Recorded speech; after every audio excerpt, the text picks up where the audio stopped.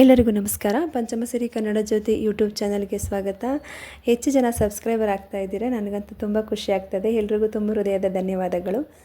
ಇದು ಹಿಂದಿನ ದಿನ ನೈಟು ನಾನು ಪಾತ್ರೆಗಳೆಲ್ಲ ತೊಳೆದಿಟ್ಕೊತಾ ಇದ್ದೆ. ಇಡ್ಲಿ ಹಿಟ್ಟಿಗೆ ಆಡಿಸಿಟ್ಟಿದ್ದೆ. ಸೊ ಅದನ್ನೆಲ್ಲ ಮುಗಿಸ್ಕೊಂಡು ಪಾತ್ರೆಗಳೆಲ್ಲ ತೊಳೆದಿಟ್ಬಿಡೋಣ ಅಂತ ಹೇಳಿ ತೊಳಿತಾ ಇದ್ದೆ. ನಾನು ಒಂದು ವಿಷಯನ ನಿಮ್ಮ ಹತ್ರ ಶೇರ್ ಮಾಡ್ಕೋಬೇಕಿತ್ತು ಈ ಕ್ಲೀನಿಂಗ್ ಅನ್ನೋ ವಿಚಾರದಲ್ಲಿ. ಏನಂದರೆ ನಮ್ಮತ್ತೆ ಹೇಳ್ತಾಯಿದ್ರು, ನೀನು ಯಾಕೆ ಲಾಸ್ಟಲ್ಲಿ ಸ್ವಲ್ಪ ಹಿಟ್ಟನ್ನು ಉಳಿಸಿರ್ತೀಯ ಪಾತ್ರೆಯಲ್ಲಿ, ಮತ್ತು ನೀನು ಯಾಕೆ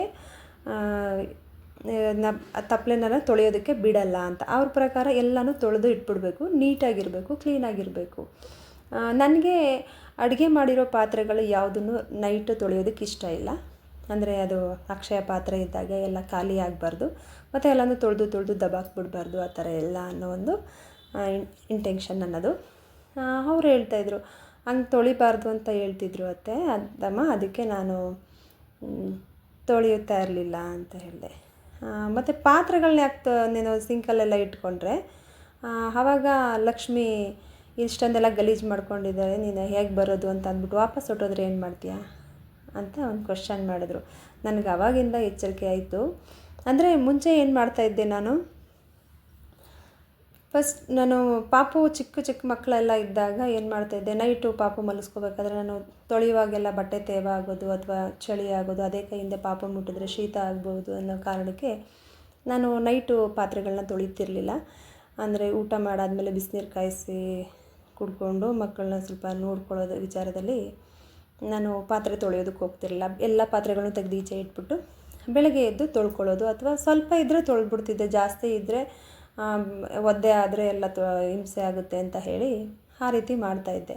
ಇವಾಗೆಲ್ಲ ಮಕ್ಕಳು ದೊಡ್ಡವರಾಗಿದ್ದಾರಲ್ವ, ಮತ್ತು ನೀನು ಯಾಕೆ ಇನ್ನೂ ಅದೇ ಫಾಲೋವನ್ನೇ ಮಾಡ್ಕೊಂಡು ಬರ್ತಾಯಿದ್ದೀಯ, ಅದೇ ಥರನೇ ಎಲ್ಲನೂ ತೊಳೆದಿಟ್ಕೋಬೇಕಲ್ವ ಅಂತ ಹೇಳಿದರು. ಹಾಗಾಗಿ ನಾನು ಹೌದಲ್ವಾ, ಅಂದರೆ ನನಗೆ ಅದೇ ಅಭ್ಯಾಸ ಆಗಿಬಿಟ್ಟಿದೆಯಲ್ಲ, ಅದನ್ನು ನಾನು ಚೇಂಜ್ ಮಾಡ್ಕೋಬೇಕು ಅಂತ ಹೇಳಿ ನಮ್ಮ ಅತ್ತೆಯಿಂದ ಕಲ್ತಿರೋದೊಂದು ಪಾಠ ಅದು. ನಾನು ಒಂದೊಂದು ಸಲ ನಾವು ಎಷ್ಟೇ ಕ್ಲೀನ್ ಮಾಡ್ಕೋಬೇಕು ಅಂತ ಅಂದ್ಕೊಂಡ್ರು ನೋಡಿ, ಇವಾಗ ನಾನೆಲ್ಲನೂ ಕ್ಲೀನ್ ಮಾಡಿಟ್ಟಿರ್ತೀನಿ, ಮತ್ತು ಮರುದಿನ ನಾವು ಅಡುಗೆ ಮಾಡಿರ್ತೀವಿ, ಎಲ್ಲ ಚೆಲ್ಲೋಗ್ಬಿಟ್ಟಿರುತ್ತೆ, ಕ್ಲೀನ್ ಮಾಡಬೇಕು, ಮತ್ತೆ ಇನ್ನೊಂದು ಸಲ ಕ್ಲೀನ್ ಮಾಡಬೇಕು ಅನ್ನೋ ಕಾರಣಕ್ಕೋಸ್ಕರನಾದ್ರೂ ಬೇಡ ಬಿಡು, ಅಡುಗೆ ಮನೆಯನ್ನು ಕ್ಲೀನ್ ಮಾಡ್ಕೊಂಬಿಡೋಣ, ಪಾತ್ರೆನ ಆಮೇಲೆ ತೊಳ್ಕೊಳ್ಳೋಣ, ಈ ರೀತಿ ಸೋಂಬೇರಿತನ ಬಂದುಬಿಡುತ್ತೆ. ಸೊ ನಾನು ನಮ್ಮ ಅತ್ತೆಗೆ ನಾನು ಥ್ಯಾಂಕ್ಸ್ ಹೇಳೋದಕ್ಕೆ ಇಷ್ಟಪಡ್ತೀನಿ. ಅವರು ಯಾವಾಗಲೂ ಅಷ್ಟೇ, ಅವರು ಒಂದು ಪಾತ್ರೆನೂ ಇಲ್ದಿರೋ ಹಾಗೆ ನೀಟಾಗಿ ಪಾತ್ರೆಗಳೆಲ್ಲ ತೊಳೆದು ಎತ್ತಿಡಬೇಕು. ಅದೊಂದು ವಿಚಾರ ನನಗೆ ಅವರಿಂದ ಕಲ್ತಿರೋದೊಂದು ಪಾಠ ಅಂತಲೇ ಹೇಳ್ಬೋದು. ನನಗಿಷ್ಟ ಆ ರೀತಿ ಹೇಳೋದು. ಅವರು ಯಾವುದನ್ನೇ ಆದರೂ ನೇರವಾಗಿ ಹೇಳ್ತಾರೆ, ತಪ್ಪನ್ನ ತಪ್ಪು ಅಂತ ಡೈರೆಕ್ಟಾಗಿ ಹೇಳಿಬಿಡ್ತಾರೆ. ನಾನು ಈಗ ತುಂಬಾ ನೆನೆಸ್ಕೊತಾ ಇದ್ದೀನಿ ಅವ್ರನ್ನ. ಏಕೆಂದರೆ ಅವರು ನಮ್ಮ ಚಿಕ್ಕಮ್ಮನ ಮನೇಲಿದ್ದಾರೆ, ಇವಾಗ ನಮ್ಮ ಮನೇಲಿಲ್ಲ. ಹಾಗಾಗಿ ಈ ಥರ ಏನಾದ್ರು ಕ್ಲೀನ್ ಮಾಡ್ಕೊಳ್ಬೇಕಾದ್ರೆ ಅವ್ರನ್ನ ಒಂದು ಸಲ ನೆನೆಸ್ಕೊಂಡು ಈಗ ಹೇಳ್ತಾಯಿದ್ರಲ್ವ ಅಂತ ಅನಿಸ್ತಾ ಇರುತ್ತೆ.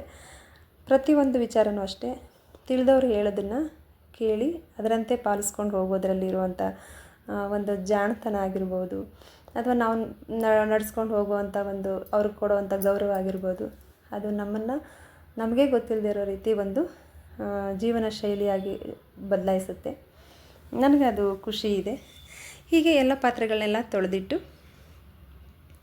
ನೀಟಾಗೆಲ್ಲ ಒರೆಸಿ ಕ್ಲೀನ್ ಮಾಡಿ ಬೆಳಗ್ಗೆಗೆಲ್ಲ ತರಕಾರಿನೆಲ್ಲ ಕಟ್ ಮಾಡಿಕೊಂಡು ಇಡ್ಲಿಗೆ ಪಲ್ಯ ಮಾಡೋಣ ಅಂತ ಹೇಳಿ ಹೋಗಿ ಮಲ್ಕೊಂಡೆ.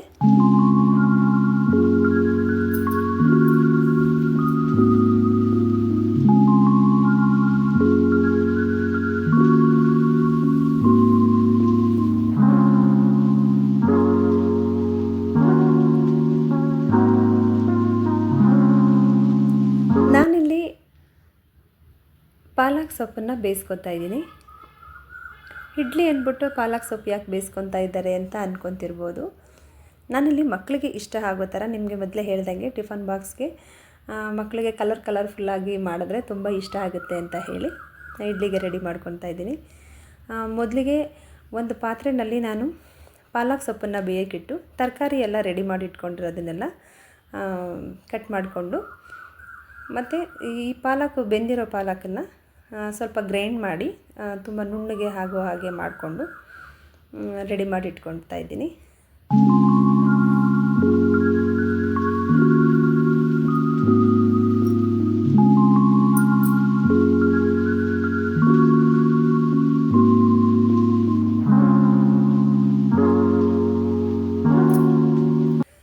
ನಾನು ಇಲ್ಲಿ ಸ್ವಲ್ಪ ಪಲ್ಯಕ್ಕೆ ಏನೇನು ಬೇಕೋ ಅದನ್ನೆಲ್ಲ ಇಂಗ್ರೀಡಿಯೆಂಟ್ಸ್ ಎಲ್ಲ ರೆಡಿ ಮಾಡ್ಕೊಳ್ಳೋಣ ಅಂತ ಹೇಳಿ 1 ಬಟ್ಲಷ್ಟು ಕಾಯಿ ತುರಿ, ಸ್ವಲ್ಪ ಈರುಳ್ಳಿ, ಒಂದು 2ರಿಂದ 3 ಟೊಮೊಟೊ. ದಪ್ಪ ಟೊಮೊಟೊ ಆದರೆ ನೀವು 1-2 ಹಾಕಿದ್ರೆ ಸಾಕಾಗುತ್ತೆ. ಸಣ್ಣದಾದರೆ ಒಂದು 4 ಹಾಕ್ಕೊಳ್ಳಿ. ಈ ಟೊಮೊಟೊ ಜಾಸ್ತಿ ಹಾಕಿದಷ್ಟು ಪಲ್ಯಕ್ಕೆ ತುಂಬ ರುಚಿ ಚೆನ್ನಾಗಿ ಬರುತ್ತೆ. ನಾನಿಲ್ಲಿ ಯಾವುದೇ ಥರದ ಮಸಾಲೆ ಹಾಕ್ತಿಲ್ಲ.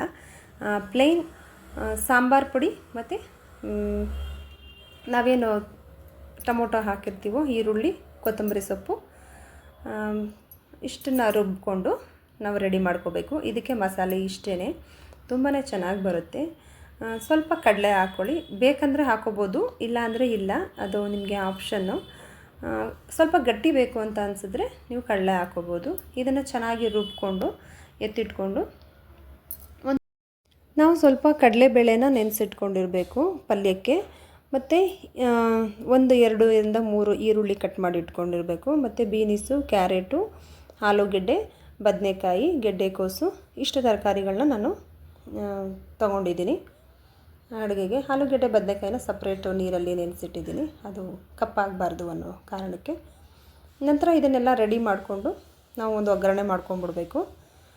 ಅಷ್ಟರಲ್ಲಿ ನಾನು ಬೀಟ್ರೋಟು ಮತ್ತು ಈ ಏನು ಪಾಲಕ್ನೆಲ್ಲನೂ ಸಪ್ರೇಟು ಸ್ವಲ್ಪ ಸಂಪಣನ ತೊಗೊಂಡು, ಅಂದರೆ ಇಡ್ಲಿ ಬ್ಯಾಟರ್ನ ತೊಗೊಂಡು ಒಂದೊಂದು ಪಾತ್ರೆಗೆ ಹಾಕಿ ಸೈಡಲ್ಲಿ ಕಲಸಿ ಎಲ್ಲನೂ ರೆಡಿ ಮಾಡಿ ಇಟ್ಕೊತೀನಿ. ನಂತರ ಪಕ್ಕದಲ್ಲಿ ನಾನು ಅಡುಗೆ ಮಾಡ್ಕೊತಿರ್ತೀನಿ. ಏನಂದರೆ ಸಾಂಬಾರು ಏನಾದರೂ ಇದ್ದರೆ ಬಿಸಿ ಮಾಡ್ಕೊಳ್ಳೋದು, ಅಥವಾ ಟೀ ಇದ್ದರೆ ಟೀ ಕಾಯಿಸ್ಕೊಡೋದು, ಹಾಲು ಕಾಯಿಸ್ಕೊಡೋದು, ಈ ಥರ ಎಲ್ಲ ಮಧ್ಯೆ ಮಾಡ್ತಾಯಿರ್ತೀನಿ. ಹಾಗಾಗಿ ನನ್ನದು ಸ್ವಲ್ಪ ಆನ್ ಮಾಡಿ ಬಿಟ್ಬಿಟ್ಟಿರ್ತೀನಿ. ಅದು ಸ್ವಲ್ಪ ಲಾಂಗ್ ಆಗಿಬಿಟ್ಟಿರುತ್ತೆ, ಸ್ವಲ್ಪ ಶಾರ್ಟ್ ಆಗಿರುತ್ತೆ. ಹಾಗಾಗಿ ಎಡಿಟಿಂಗಲ್ಲಿ ನಿಮಗೆ ಈ ಥರ ಆಗ್ಬೋದು. ಸೊ ಬೆಳಗಿನ ಅಡುಗೆಗಳು ಅಂತಂದ್ರೇ ಹೀಗೇ, ಸ್ವಲ್ಪ ಗಡಿಬಿಡಿ ಇರುತ್ತೆ. ಹುಡುಗರನ್ನ ಬೇಗ ಬಾಕ್ಸ್ದಾಗ ಕಳಿಸ್ಬೇಕು ಅಂತ. ಸ್ವಲ್ಪ ಲಾಂಗ್ ರೆಸಿಪಿಗಳಾಗ್ಬಿಟ್ರೆ ಮಕ್ಕಳಿಗೆ ತಡ ಆಗಿ ಹೋಗ್ಬಿಡುತ್ತೆ ಸ್ಕೂಲಿಗೆ ಕಳಿಸ್ಲಿಕ್ಕೆ. ಹಾಗಾಗಿ ನಂತರ ನಾವು ಇಲ್ಲಿ ಏನು ಈರುಳ್ಳಿ ಸ್ವಲ್ಪ ಎಣ್ಣೆ ಬಿಟ್ಟು ಈರುಳ್ಳಿನ ಫ್ರೈ ಮಾಡಿಕೊಂಡು ಇದಕ್ಕೆ ನಾವು ನೆನೆಸಿರೋವಂಥ ಕಡಲೆಬೇಳೆನ ಹಾಕಿ ಚೆನ್ನಾಗಿ ಫ್ರೈ ಮಾಡಿ, ನಾವು ಕಟ್ ಮಾಡಿ ಇಟ್ಕೊಂಡಿರೋವಂಥ ತರಕಾರಿಗಳನ್ನೆಲ್ಲನೂ ಕೂಡ ಇದಕ್ಕೆ ಹಾಕಿ ಚೆನ್ನಾಗಿ ಫ್ರೈ ಮಾಡಿ ನಾವು ರುಬ್ಬಿಟ್ಕೊಂಡಿರೋವಂಥ ಮಸಾಲೆನ ಇದಕ್ಕೆ ಸೇರಿಸ್ಬೇಕು. ಈ ಥರ ಒಂದು ಪಲ್ಯ ಮಾಡ್ಕೊತನೂ ಬಹುದು.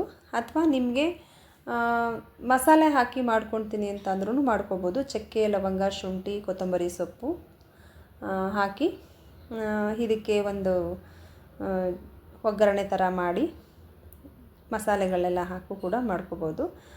ತುಂಬಾ ಚೆನ್ನಾಗಿರುತ್ತೆ. ಆವಾಗ ನೀವು ಟೊಮೊಟೊನ ಒಂದೇ ಹಾಕಿದ್ರೂ ನಡೆಯುತ್ತೆ. ಇದಕ್ಕೆ ಟೊಮೊಟೊ 2ರಿಂದ 3 ಹಾಕಿದ್ರೆ ರುಚಿ ಚೆನ್ನಾಗಿ ಬರೋದು. ಹೀಗೆ ಮಾಡ್ಕೋಬೇಕು.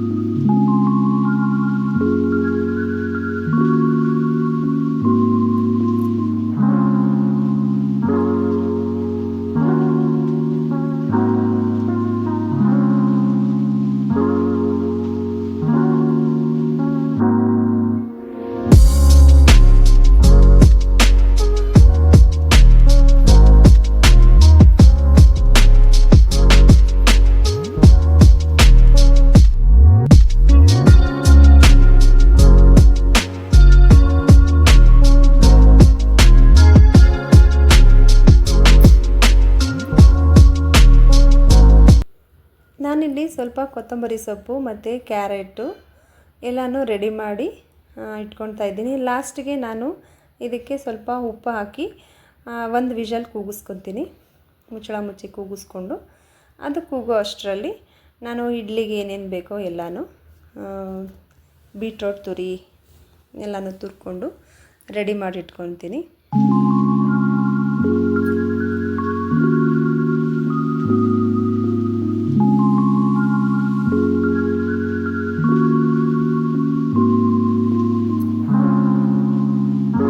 ಇಲ್ಲಿ ನೋಡ್ತಿರ್ಬೋದು ನೀವು, ಈ ರೀತಿ ಸಣ್ಣದಾಗಿ ತುರ್ಕೋಬೇಕು. ಅಥವಾ ನೀವು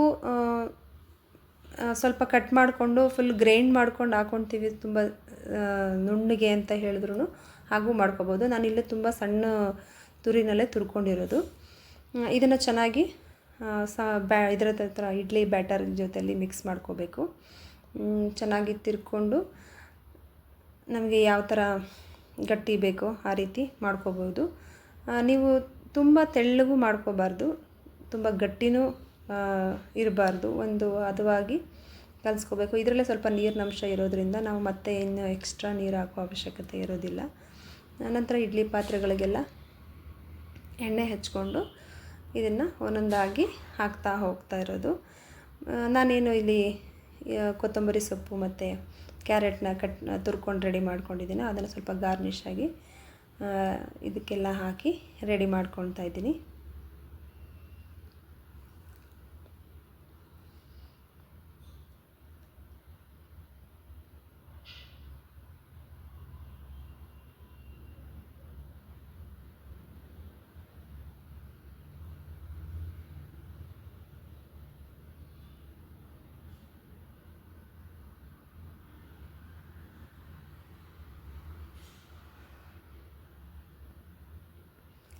ಈ ರೀತಿಯಾಗಿ ಮಾಡಿಕೊಂಡ್ರೆ ಮಕ್ಕಳಿಗೆ ತುಂಬಾ ಇಷ್ಟ ಆಗುತ್ತೆ. ಇದ್ರ ಜೊತೆಗೆ ಸ್ವಲ್ಪ ಚಟ್ನಿ ಇದ್ದರೆ ಇನ್ನೂ ಚೆನ್ನಾಗಿರುತ್ತೆ. ನಾನಿಲ್ಲಿ 1 ಬಟ್ಲಷ್ಟು ತೆಂಗಿನ ತುರಿಗೆ 1 ಬಟ್ಲಷ್ಟು ಕಡಲೆ, ಒಂದು 5 ಹಸಿಮೆಣಸಿನ್ಕಾಯಿ ಮತ್ತು ಬೆಳ್ಳುಳ್ಳಿ, ಶುಂಠಿ, ಉಪ್ಪು, ಹುಣಸೆ ಹಣ್ಣು ಹಾಕಿ ಚಟ್ನಿ ತಯಾರು ಮಾಡ್ಕೊಂಡಿದ್ದೀನಿ.